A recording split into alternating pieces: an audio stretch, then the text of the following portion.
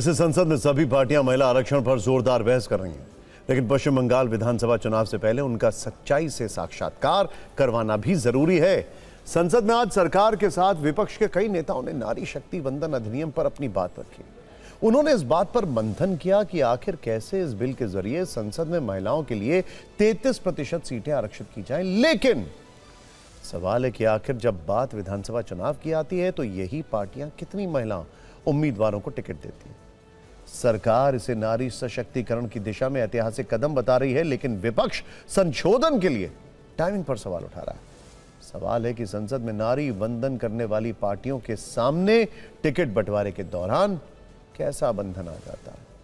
संसद में महिला आरक्षण की वकालत करना और चुनावी मैदान में महिलाओं को कम मौका देना, यह विरोधाभास आलोचकों को सवाल उठाने का मौका देता है। सवाल उठता है कि अगर राजनीतिक इच्छा शक्ति सच में इतनी प्रबल है तो उसकी झलक उम्मीदवार चयन में क्यों नहीं दिखाई देती। अब पश्चिम बंगाल विधानसभा चुनाव की बात कर लेते हैं। पश्चिम बंगाल में कुल सीटें 294।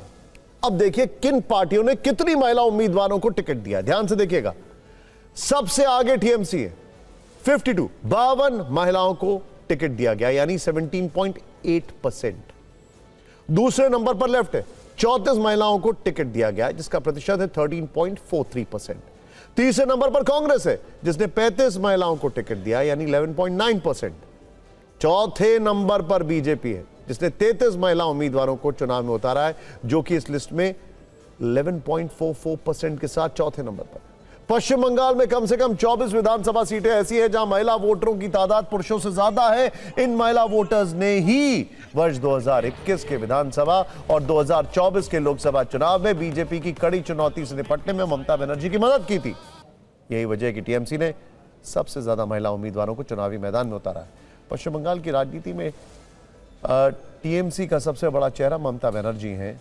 ममता के अलावा चंद्रमा भट्टाचार्य, शशि पांचा, लवली मित्रा, सायंतिका बनर्जी बड़े चेहरों में से हैं। बीजेपी में अग्निमित्रा पॉल, रेखा पात्रा, रूपा गांगुली और आरजेडी कांड की पीड़िता की मां रत्ना देवनाथ है।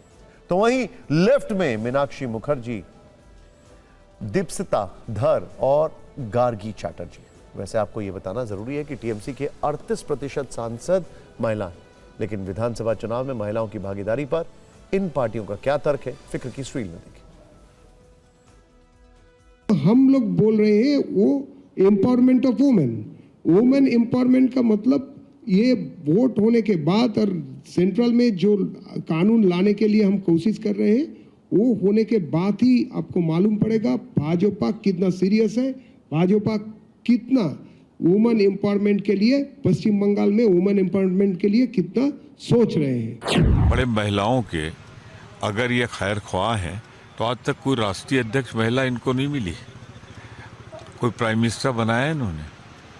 क्या इन्होंने 21 मुख्यमंत्री हैं, एक वो भी पूर्ण राज्य नहीं वहाँ का मुख्यमंत्री बनाया। तो कितने बड़े ये महिलाओं के हितैषी हैं, वो आंकड़े बोल रहे हैं, सच्चाई बोल रही।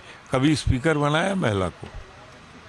तो सीधी सी बात है, ये पूरी तरीके से एक्सपोज हो गए हैं और इनको ये दांव उल्टा पड़ेगा। वैसे पश्चिम बंगाल चुनाव में बीजेपी ने महिला वोटर्स को लुभाने के लिए बड़ा वादा किया है, जिसे सुनिश्चित करने के लिए महिलाओं से फॉर्म भी भरवाए जा रहे हैं। बीजेपी ने बड़ा दांव खेलते हुए महिलाओं के लिए हर महीने 3000 रुपए आर्थिक सहायता देने का वादा किया है और इस वादे को सिर्फ भाषणों तक सीमित न रखते हुए गारंटी कार्ड के रूप में फॉर्म भरवाने की शुरुआत भी कर दी गई है।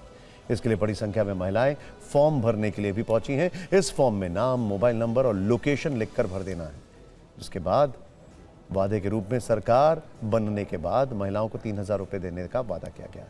तो वहीं ममता बनर्जी की सरकार पहले से ही लक्ष्मी भंडार जैसी योजना के तहत महिलाओं को 1500 रुपए से 1700 रुपए तक की सहायता दे रही है, लेकिन बीजेपी ने इसे लगभग दोगुना कर दिया है।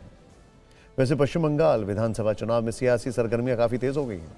हावड़ा जिले के बाली विधानसभा क्षेत्र में चुनाव प्रचार के दौरान उस समय माहौल गर्मा गया जब बीजेपी उम्मीदवार संजय सिंह के समर्थन में प्रचार करने पहुंचे शुभेंदु अधिकारी की रैली के बीच टीएमसी समर्थकों ने नारेबाजी शुरू कर दी। टीएमसी समर्थकों ने जय बांग्ला के नारे लगाए, जिससे दोनों पक्षों के बीच तनाव की स्थिति पैदा हो गई। दोनों पक्षों के समर्थक आमने सामने आ गए। मौके पर मौजूद पुलिस प्रशासन और केंद्रीय बलों ने हालात को काबू में लिया।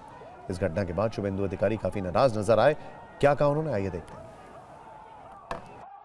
ওর যে আমরা এই ওসি সাসপেনশন চাইছি, আমি এফআইআর করতে বলেছি প্রার্থীকে, ভিডিও দেব, এটা সুবিধা পোর্টালে পারমিশন নিয়ে কর্মসূচি আটকানোর ক্ষমতা নেই।